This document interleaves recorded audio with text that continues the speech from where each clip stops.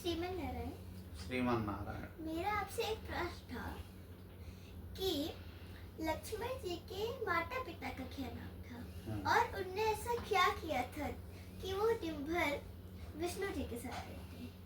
तो उन्होंने क्या किया था लक्ष्मण जी की विष्णु जी के साथ रहते हैं? जी बहुत बढ़िया क्वेश्चन। जी। आपका भी कोई प्रश्न? मेरा ये प्रश्न, श्रीमन नारायण, मेरा ये प्रश्न होगा कि लक्ष्मण जी, इन्होंने बोला विष्णु जी के साथ हमेशा से रहते हैं, लेकिन लक्ष्मण जी जहाँ तक मुझे पता है धरती पे पैदा होने के बाद शेषनाग बने, तो उससे पहले से वो विष्णु के साथ कैसे रह सकते? हाँ चलिए ठीक है, दोनों प्रश्न एक ही है। लक्ष्मण जी को जानने के लिए हम ये पहले समझें कि लक्ष्मण जी हैं कौन। ये सुने होंगे आपकी लक्ष्मण जी शेषनाग के अवतार हैं, ये जी। सुना होगा। जी तो अब हम ये कहते हैं कि लक्ष्मण जी ही शेषनाग हैं। जी अब शेषनाग के विषय में पहले हमको जानना पड़ेगा कि शेषनाग आखिर में लक्ष्मण बने कैसे। जी ठीक है। जी तो शेषनाग के विषय में हम ये जानते हैं कि शेषनाग के पिताजी का नाम है ऋषि कश्यप, जी ठीक, जी और उनकी माता का नाम है कद्रु, माता कद्रु, जी ठीक है। कश्यप जी की एक पत्नी थी कद्रु, उन्हीं से जो है 1000 सांप पैदा हुए।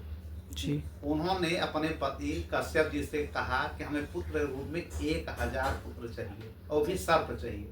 तो कश्यप जी ने कहा ठीक है। और उनकी एक पत्नी थी विनीता, उन्होंने कहा मुझको 2 पुत्र चाहिए। जी उन्होंने कहा ठीक है। तो अंडे के रूप में 2 पुत्र हुए, एक हुए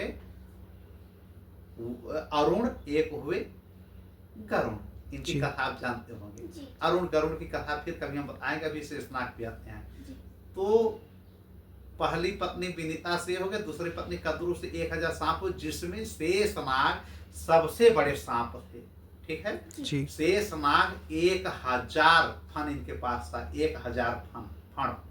जी तो शुरू में सामान्य जो है नाग थे, बहुत विशाल नाग थे, नागराज भी थे। जी। नागों के राजा यही थे शेषनाग, 1000 फन वाले, जी ठीक है। जी मामला ये होता है कि एक समय छल से कद्रु विनीता को ठग करके उनके ऊपर 500 साल के लिए शासन करने लगते हैं। कितने साल के लिए? 500 500 साल। साल। एक समय जो उच्चैश्रवा घोड़ा था, जो समुद्र मंथन से निकला था, जिसको इंद्र जी ने लिया है, जी जी तो उसको इन्होंने कहा कद्रु ने कि ये सफेद ऊपर से है लेकिन इसका पूंछ काला है। लेकिन विनीता ने कहा कि नहीं, सब ये सफेद है, कहीं भी काला नहीं है ये घोड़ा, उच्चैश्रवा जो इंद्र का है। जी तो इन्होंने अपने पुत्रों से कहा, कद्रु ने 1000 पुत्रों से, कि जा करके तुम लोग सर्प की, अब जितने सर्प हैं सब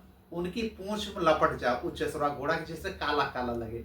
और जो हार जाएगा वो 500 वर्ष के लिए एक दूसरे के दासी बन जाएगा, एक मालकिन बनेगी, एक दासी बनेगी, ठीक है। जी तो कुछ सांप इनकार कर गए कि नहीं ये गलत होगा, विनीता भी मेरी बड़ी माँ है, जी आपकी सौत है ठीक है, लेकिन मेरी बड़ी माँ है, आप गलत करें, छल से मत जीतिए।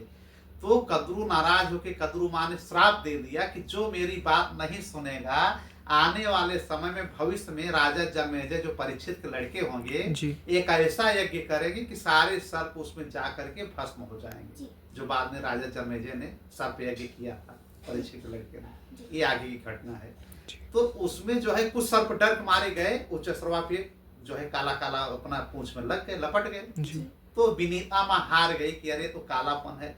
फिर ये जो है विनीता गरुड़ की माँ सत हार गई। तो गरुड़ की माँ 500 वर्षों के लिए इनकी दासी बनी। फिर करती क्या है कद्रु, कद्रु जो है उनके ऊपर बैठ जाती थी विनीता के, हमको आकाश का सैर कराओ, यहाँ ले जाओ वहां ले जाओ, ये सब होता था। जी हुआ क्यों ऐसा? चूंकि अरुण जी 500 वर्ष 1000 वर्ष में उनको पूर्ण होना था, लेकिन विनीता ने 500 वर्ष में उस अंडे को फोड़ दिया। ये अल्प विकसित हुए, पूर्ण रूप से वेल डेवलपमेंट इनका बॉडी का नहीं हुआ था अरुण जी। इसलिए अरुण जी ने अपने माँ विनीता को श्राप दे दिया कि 500 वर्ष पहले आपने मुझको निकाला, जाइए 500 वर्ष तक आप अपनी जो है कद्रु की दासी बन के रहेंगी, अपने सौत की दासी बन के रहेंगी। जी तो अरुण चले गए। अरुण कहाँ? सूर्य जी के सारथी बन गए। जो 7 घोड़े हैं वो अरुण जी चलाते हैं। जो सुबह का समय होता है अरुणोदय हम कहते हैं, ठीक है जी। अच्छा ये घटना हो गई। फिर गरुड़ जी जब पैदा होते हैं तब गरुड़ जी अपनी माँ को स्लेवरी से मुक्त कराते हैं, सर्पों से, वो कथा अलग है। तो उसी में जब शेष नाग जो बड़े लड़के थे कद्रु के, उनको भी नहीं गए थे उच्च श्रवा घोड़ा के पास, इनको श्राप लग गया था कि ये सर्प उसमें भस्म हो जाएंगे जन्मेजय के यज्ञ में। जन्मेजय का यज्ञ बहुत समय बाद होता, लेकिन इनको टेंशन हो गया। अच्छा, शेषनाग के ही एक भाई हैं वासुकी। वासुकी कौन है? जो कि शिव जी के गले में टंगे रहते हैं जी। एक शिव जी के भक्त बन गए वासुकी, शिव जी की पूजा करके। इधर शेषनाग अपनी माँ से डिस्टर्ब होकर, परेशान होकर के, और अपने भाइयों से, जो भाई जा करके छल से अपनी बड़ी माँ को भ्रमित करके दासी बना दिए है। इनको बड़ा खराब लगा कि हमारे भाई अन्याय पूर्वक अधर्म काम कर रहे हैं। ये जा करके गंधमादन पर्वत पे शेषनाग जी काफी हजारों साल तक तपस्या करते हैं जी। फिर ब्रह्मा जी प्रकट होते हैं। ब्रह्मा जी कहते हैं क्या आपको चाहिए बताइए शेष जी। तब इन्होंने कहा कि मुझे तो मरने की इच्छा थी प्रभु, बड़ा न्याय हो रहा है, और वैसे भी हम जन्मेजय की यज्ञ में आने वाले भविष्य में हम डह ही जाएंगे, भस्म हो जाएंगे।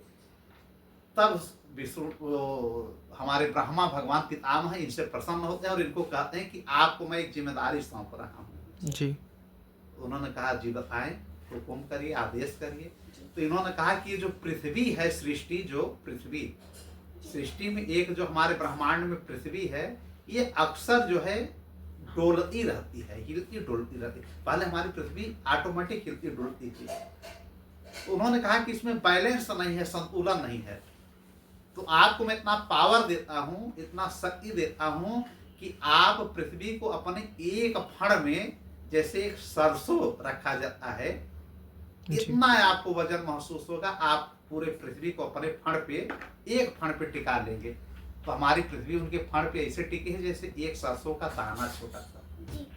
ये ब्रह्मा जी के वरदान से कहा कि आप पृथ्वी के नीचे चले जाइए और उसको एक फण से पूरी पृथ्वी को संभाल लीजिए, जिससे पृथ्वी हिले डुले ना। आज भी हम कहते हैं जब पृथ्वी थोड़ा सा हिलती है, ये होता है कि जैसे भूकंप आता है, अर्थक्वेक। वैज्ञानिक कारण अलग है, लेकिन हमारा जो पौराणिक चीज है उसमें ये होता है कि शेषनाग जी ने थोड़ा सा सांस लिया है। एक वरदान ये मिला कि पृथ्वी को आप अपने फण पे धारण करिए। एक वरदान इन्होंने कहा था शेषनाग जी कि मैं नारायण भगवान को बहुत पसंद करता हूं, उनका मैं भक्त प्रिय बनना चाहता हूं। तो ब्रह्मा ने कहा ठीक है, आप क्षीर सागर में उनके सरसैया बनेंगे। तो क्षीर सागर माने दूध का जो समुद्र है, जहां से होता है कि नारायण भगवान सृष्टि की उत्पत्ति करते हैं और वहीं से सृष्टि की पतन करते हैं, विनाश भी वहीं से करवाते हैं। तो वहीं पे ये आराम करते हैं, योग निद्रा में रहते हैं, आराम करते हैं। लक्ष्मी जी पैर वगैरह जो दबाती हैं, ठीक है। तो ये एक वरदान हुआ पृथ्वी को अपने फण पे टिकाने का। एक वरदान मिल गया कि नारायण जी का सरसैया बनने का, ठीक है जी। और जब ये नारायण जी के सरसैया बन गए तो नारायण भगवान इनसे बहुत खुश रहने लगे। जब वो राम अवतार में आए तो इनको अपना छोटा भाई बना के लाए, लक्ष्मण जी। तो एक रूप में लक्ष्मण जी जब यहाँ पे आए तो बहुत सेवा किए हैं। 14 वर्ष जो वनवास किए गए श्री राम भगवान, तो लक्ष्मण उनके साथ साथ लगे रहे, पूरी सेवा किए। लेकिन जब यह द्वापर युग आता है तो इन्हीं लक्ष्मण को, इन्हीं शेषनाग को वो अपना बड़ा भाई बनाते हैं। क्योंकि इनकी इच्छा है कि एक बार मैं भी आपके ऊपर थोड़ा सा कुछ आदेशात्मक बात करूं। तो प्रभु ने कहा ठीक है, आप हमारे बड़े भाई बन जाइए द्वापर में। लेकिन सब काम कृष्ण भगवान ही किए जी, बलराम जी बहुत कम किए। तो कहने का मतलब आपके प्रश्न का जवाब यह है कि बिल्कुल ब्रह्मा जी के वरदान की वजह से शेषनाग जी इनके जो है क्या बने, एक प्रकार से वाहन ही हुआ, सरसैया बेट बिस्तर जिसपे होते हैं, तो ये बन गए। एक वाहन उनके बन गए थे गरुड़ की, वो कथा अलग है। तो एक भाई वाहन बनता है गरुड़, बड़ी माँ का लड़का, और एक कद्रु के लड़के जो शेषनाग है, इनके बिस्तर बन जाते हैं। और द्वापर युग में जब कंस के डर से वसुदेव जी ले जाते हैं यमुना नदी क्रॉस करा के ना, तो भी शेषनाग आते हैं, उनको रक्षा करते हैं। ये आप कथा सुने होंगे। तो मतलब यह है कि ये कश्यप ऋषि के लड़के हैं, कद्रु इनकी माँ है। कश्यप ऋषि कौन है? ब्रह्मा जी के पुत्र हैं। जो कश्यप जी सृष्टि का संचालन करने में बहुत कुछ इन्होंने उत्पन्न किया, पैदा किया, राक्षस से लेकर के, अप्सरा से लेकर के, देवताओं से लेकर के, दैत्यों से लेकर के, ठीक है, सांपों से लेकर के, गरुड़ों के लेकर बहुत लोगों की सृष्टि में उत्पत्ति ऋषि कश्यप के द्वारा की गई। जी। तो इस प्रकार हम कह सकते हैं, जैसे आपने कहा कि हाँ, इनका एक नाम है शेष। शेष और नाग होने की वजह से नाग, शेष नाग बन के, शेष का मतलब है जो बच जाए, रिमेन जिसको इंग्लिश में कहते हैं।